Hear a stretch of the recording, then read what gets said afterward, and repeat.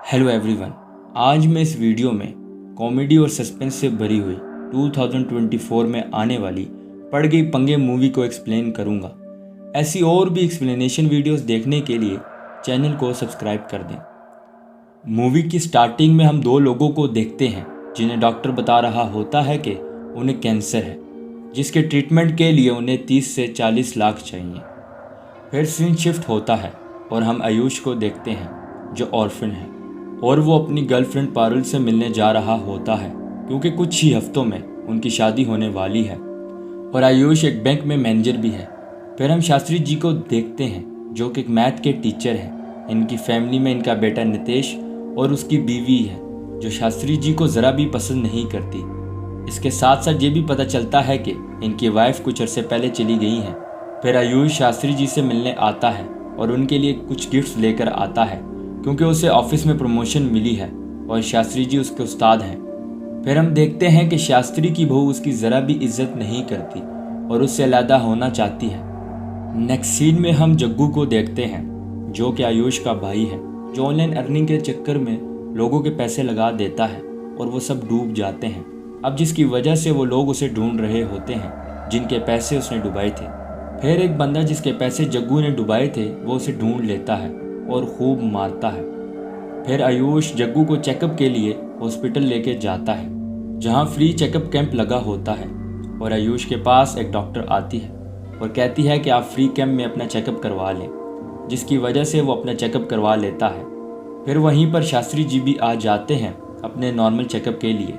Next scene में आयुष अपनी शादी के कार्ड सारों को बांट रहा होता है। फिर वहीं से वो सीधा एक ट्रैवल एजेंट के पास आता है अपने हनीमून पैकेज लेने के लिए, लेकिन वहीं पर आयुष को हॉस्पिटल से कॉल आती है कि वो जल्दी से हॉस्पिटल आए और दूसरी तरफ शास्त्री जी को भी कॉल आती है कि उनकी रिपोर्ट्स आ गई हैं जिसमें एक मसला है, वो भी हॉस्पिटल आए। जब वो हॉस्पिटल जाते हैं तो डॉक्टर कहता है कि उन दोनों को कैंसर है जिसकी लास्ट स्टेज चल रही है और उनके पास सिर्फ और सिर्फ 3 से 4 मंथ्स रह गए हैं और अगर वो इसका ट्रीटमेंट करवाना चाहते हैं तो 30 से 40 लाख लगेंगे। जिसको सुनने के बाद आयुष बहुत परेशान होता है क्योंकि उसकी शादी होने वाली थी। अगले दिन शास्त्री जी का बेटा नितेश उनके पास आता है और कहता है कि उसने एक फ्लैट रेंट पे लिया है जो उसके ऑफिस के करीब है, तो वो और उसकी बीवी वहाँ शिफ्ट हो रहे हैं। दूसरी तरफ पारुल आयुष के पास आती है और उसे कहती है कि उसके घर वाले नहीं मान रहे और वो साथ ही आयुष को उसकी रिंग भी वापस कर देती है। जिसके बाद आयुष बहुत दुखी हो जाता है क्योंकि उसने अपनी शादी की सारी तैयारियां कर ली थी।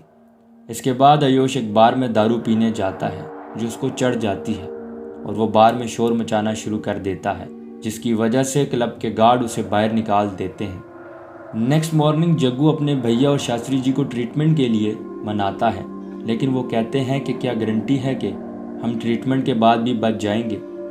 फिर आयुष शास्त्री जी से कहता है कि उसने कैंसर से नहीं मरना, इससे बेहतर है कि वो खुदकुशी कर ले और पहले मर जाए। लेकिन शास्त्री जी कहते हैं कि वो अपने बेटे नितेश को एक घर दिलवाना चाहते हैं, जैसे ही वो उसको घर के पैसे दे देंगे वो मिल के खुदकुशी कर लेंगे। नेक्स्ट मॉर्निंग शास्त्री जी भागते भागते आयुष के पास आते हैं और कहते हैं कि तुम्हारे अकाउंट से इतने ज़्यादा पैसे मेरे अकाउंट में आ गए हैं और आयुष कहता है कि वो इन पैसों से नितेश को घर लेके दे ताकि वो फिर खुदकुशी कर सके। इसी तरह वो अपने भाई जग्गू को भी पैसे देता है और कहता है कि सब लोगों के पैसे लुटा दे। नेक्स्ट सीन में वो बाहर जाता है जहां 2 लड़कियां चारों और उसकी दोस्त बैठ के दारू पी रहे होते हैं और चारों आयुष के पास जाती है और उसे वो रिंग वापस करती है जो कुछ दिनों पहले वो क्लब में छोड़ गया था नशे की हालत में। लेकिन आयुष कहता है कि उसे नहीं चाहिए, लेकिन चारू उसे कहती है कि ये बहुत एक्सपेंसिव है, इससे कोई भी न्यू स्टार्टअप हो सकता है। दरअसल वो एक बैंक से लोन ले रही थी क्योंकि उसने एक बिजनेस स्टार्ट करना था। फिर थोड़े टाइम बाद वेटर चारू के पास आता है और उसे एक चेक देता है जो कि 10 लाख का होता है जो कि आयुष ने दिया था।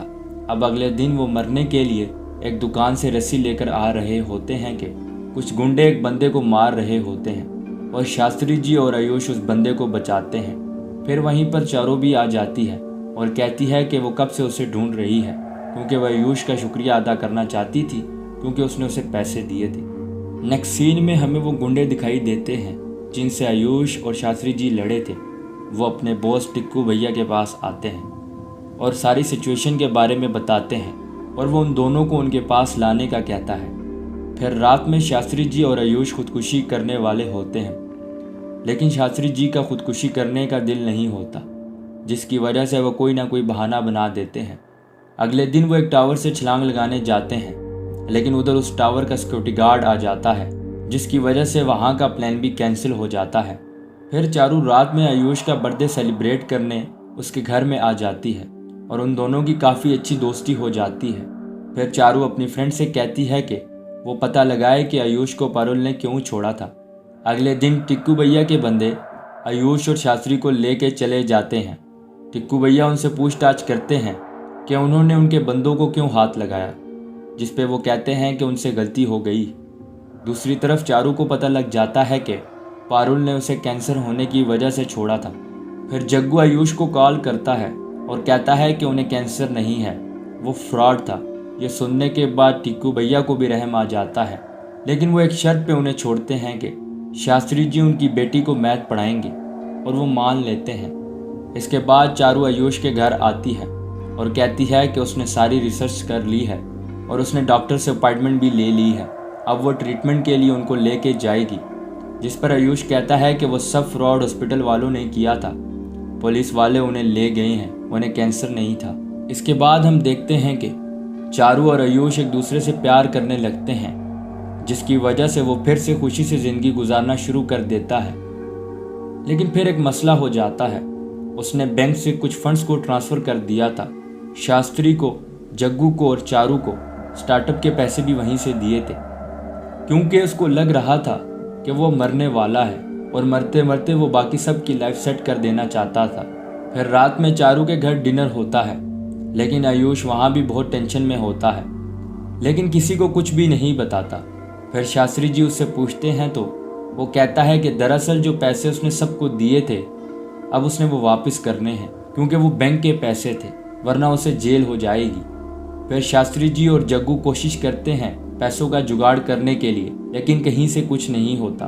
फिर जग्गू के जहन में एक आइडिया आता है कि एक वेबसाइट है जहां लोग डोनेशंस देते हैं, क्यों ना हम ऐसा करते हैं कि आप दोनों की कैंसर रिपोर्ट्स तो हैं ही, एक वीडियो बनाते हैं और डोनेशंस मांगते हैं। वो ऐसा ही करते हैं और उनके पास काफ़ी डोनेशंस इकट्ठी हो जाती हैं, जिससे वो बैंक के पैसे दे देते हैं। लेकिन उस डोनेशन वाली कंपनी को इस फ्रॉड के बारे में जैसे ही पता चलता है तो वो इसकी पुलिस स्टेशन में कंप्लेन करवाते हैं, जिसकी वजह से उन सबको पुलिस वाले पकड़ कर ले जाते हैं। लेकिन चारू एक लॉयर की मदद से उनको बाहर निकलवा लेती है, लेकिन उनके पास एक दिन का टाइम होता है वो सब पैसे वापस करने के लिए, और वो सब कोशिश करना शुरू कर देते हैं, लेकिन कहीं से भी उन्हें पॉजिटिव रिस्पॉन्स नहीं मिल रहा होता। नेक्स्ट सीन में टिक्कू भैया के बंदे शास्त्री जी को लेने आते हैं और टिक्कू भैया बहुत खुश होते हैं, क्योंकि उनकी वजह से उनकी बेटी मैथ में पास हो जाती है, और वो शास्त्री जी को सूटकेस भर के पैसे देते हैं, क्योंकि वो बहुत खुश होता है। लेकिन आयुष पे एंटी करप्शन की इंक्वायरी चल रही होती है। मूवी के एंड में हम देखते हैं कि इंक्वायरी ने उसे नौकरी से निकाल दिया है, और वो जग्गू से कहता है कि जैसे पारुल ने छोड़ा था तो उसे एक अच्छी लड़की मिली, इसी तरह उसे एक अच्छी जॉब भी मिल जाएगी। और यहाँ ये मूवी एंड हो जाती है। वीडियो अच्छी लगी हो तो वीडियो को लाइक और चैनल को मस्ट सब्सक्राइब कर दें।